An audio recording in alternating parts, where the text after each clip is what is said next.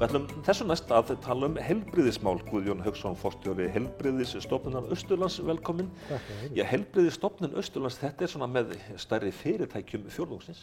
Já, ef við kallum þetta fyrirtæki, þá þetta með stærri, þetta allavega með stærri vinnustöðum fjórðungsins. Það vinna þarna 350 manns að jafnaði.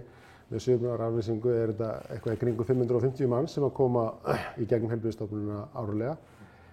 Við erum með 11 starfsstöðvar, vítt og breitt Austurland og eigum að sinna almennri heilbrigðisþjónustu samkvæmt lögum. Þetta sjúkrahúsið, það á Neskaupstað, ég bara beint út, það á réttum stað? Já, það á réttum stað. Það á þessum stað sem það og ég held að það sé ekki hyggilegt að fara að vera endilega að velta því fyrir sig. Menn geta haft alls konar skoðanir á því hvort að það sé rétt staðsett núna, en það var þetta byggt fyrir löngu síðan og þá var þetta staður sem var valinn og ég held að sé miklu hyggilegra að við íbúar á Austurlandi sameinist það að efla það sjúkrahús sem þegar til staðar, því að ég held að einhverja verulegar vangaveltur það hvar það ætti að vera staðsett séu frekar til þess að grafa undan starfsemi sjúkrahússins heldur en að bæta og ég held að íbúar á Austurlandi ætti bara að flykkjast umdæmi sjúkrahúsið okkar sem er öflugt og verja það og standa vörð það.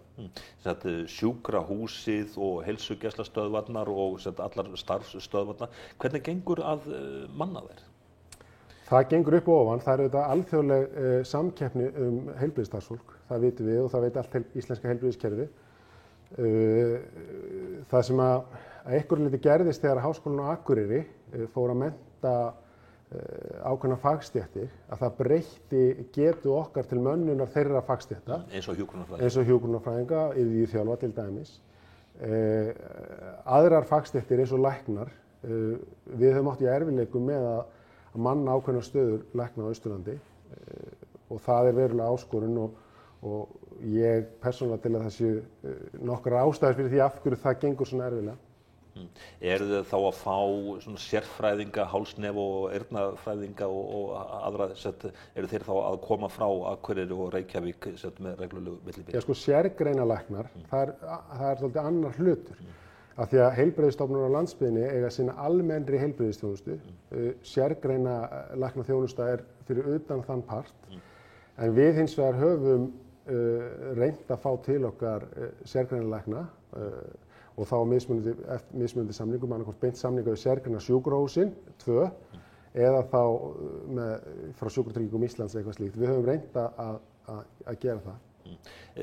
Það er talað að allir Íslendingar, þeir eigi rétt á sambærilegri heilbrigðisþjónustu.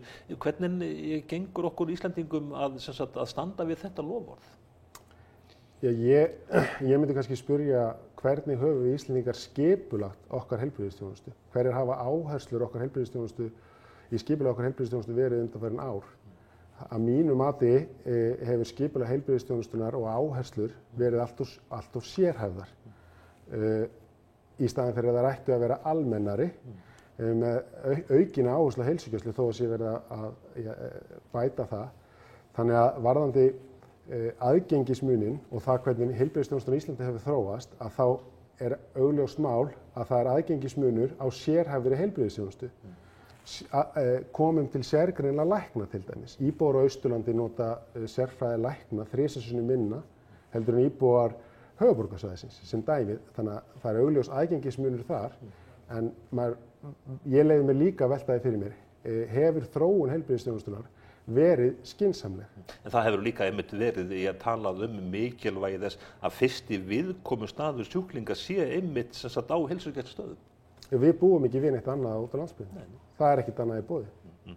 Hvernig er stuðningur nær samfélagsins við stofnunina? Ég upplifi ekki annað en að hann sé mjög góður og öflugur. Við gerum okkur grein fyrir því sem störfum í heilbrigðisþjónustunni að heilbrigðisþjónusta er auðvitað eina grunnstoðum þess að sé hægt að búa í samfélagum og þannig að ábyrgð okkar er mikil, en ég finn fyrir verulega miklum stuðningi bæði fyrirtækja og einstaklinga Þessi stuðningur er oft í formi góðra orða en hann er líka fjárhagslegur því að Heilbrigðisstofnun Austurlands hefur fengið notið ótrúleg stuðnings við tækjakaup og fleiri þætti frá fyrirtækjum og einstaklingum hér í fjórðungnum. Og þetta er mikilvægt fyrir stofnunina, væntanlega? Já, ómetanlegt. Þetta er algjörlega ómetanlegt fyrir stofnunina. Hjúkrunar- og dvalarheimili, þau eru hvað, 5-6 talsins, eða ekki? Jú, á Austurlandi, en Heilbrigðisstofnun Austurlands kemur beint að rekstri 3. Það er Seyðisfjörður, Egilsstaðir og Neskaupstaður. Hvernig eru málin þar, húsakostur og annað? Já, hann er mismunandi. Við förum eins og hérna á Egilsstöðum til dæmis, þar sem þetta er tekið upp að þar er húsakostur mjög góður með nýtt hjúkrunarheimili sem er afburða glæsilegt en hann er misjafn hjá okkur og aðbúnaður þar leiðandi misjafn. Þið farið svona senn að fagna stóramæli? Já, og ekkert senn, við erum að því. Heilbrigðisstofnun Austurlands var 20 ára, eða var stofnuð fyrir 20 ára síðan. Fyrsta sameinaði heilbrigðisstofnunin og þó ég hef nú kannski verið ungur á árum akkurat þá og heyrt af sögum en þá gekk þetta brösulega á köflum en hefur gengið vel og er sannarlega framfara skref varðandi skipulagningu og veitingu heilbrigðisþjónustu á Austurlandi. Þannig að þessi sameining var rökrétt að þínu viti? Algjörlega, ekki vafi í mínum huga. Guðjón, bara þakka þér fyrir komuna og gangi ykkur vel. Takk hérlega fyrir.